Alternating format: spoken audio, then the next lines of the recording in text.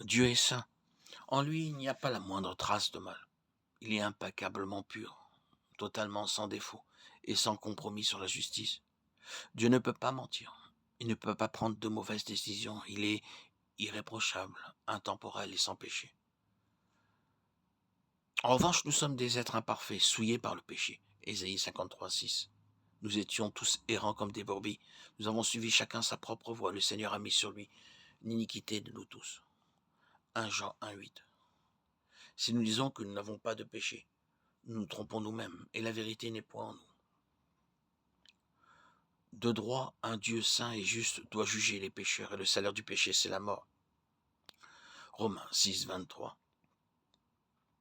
Mais le don gratuit de Dieu, c'est la vie éternelle en Jésus-Christ notre Seigneur.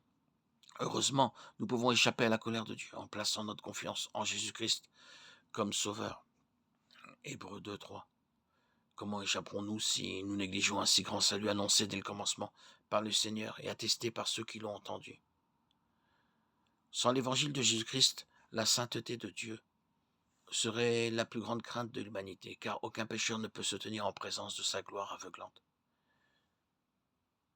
Mais pas un simple acte de foi. Ceux qui croient en Jésus comme sauveur ont été pardonnés. Matthieu 9:6.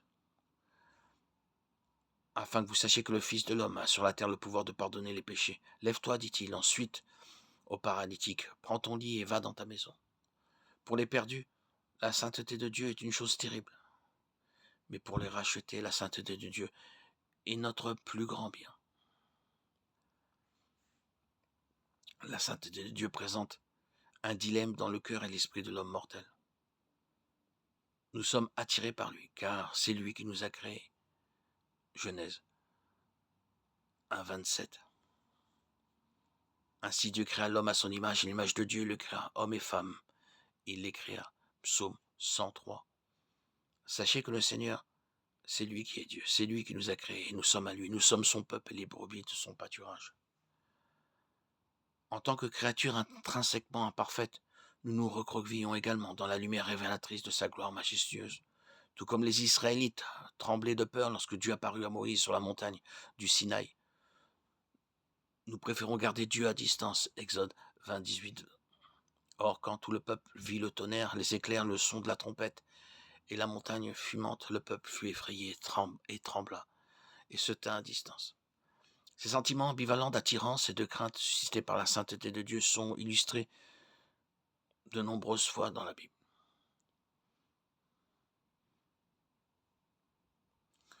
Nous lisons dans Apocalypse 15, Dieu est l'auteur de grandes et puissantes actions, Dieu est juste et vrai dans ses voies, Dieu le roi de toutes les nations, Dieu mérite notre crainte révérencieuse et notre respect le plus profond.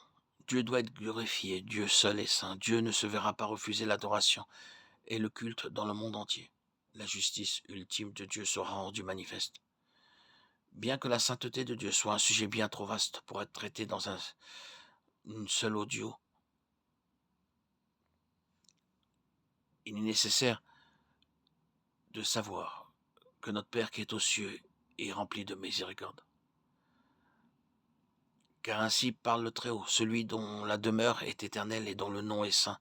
J'habite dans les lieux élevés et dans la sainteté, j'habite avec celui qui est contrit et humilié, afin de ranimer les esprits humiliés.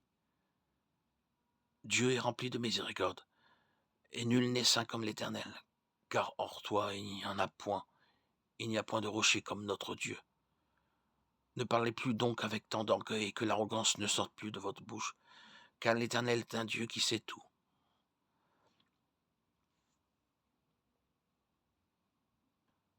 Que ton nom, Seigneur, soit donc sanctifié. Matthieu 6, 7, 9. Et quand vous priez, ne multipliez pas de vaines paroles, comme les païens qui s'imaginent qu'à force de paroles, ils seront exaucés. Ne leur ressemblez pas, car votre Père sait de quoi vous avez besoin avant que vous le lui demandiez. Priez donc ainsi, notre Père qui est aux cieux, que ton nom soit sanctifié, que ton règne vienne. Que ta volonté soit faite sur la terre comme au ciel. Pardonne-nous nos offenses, comme nous pardonnons aussi à ceux qui nous ont offensés. Et ne nous laisse pas entrer dans la tentation, mais délivre-nous du mal. Car c'est à toi qu'appartiennent le règne, la puissance et la gloire pour les siècles des siècles. Je te louerai aussi avec la harpe pour ta fidélité, ô mon Dieu. Je chanterai tes louanges avec la lyre, ô Saint d'Israël. Mes lèvres crieront de joie quand je chante tes louanges, mon âme aussi, que tu as rachetée.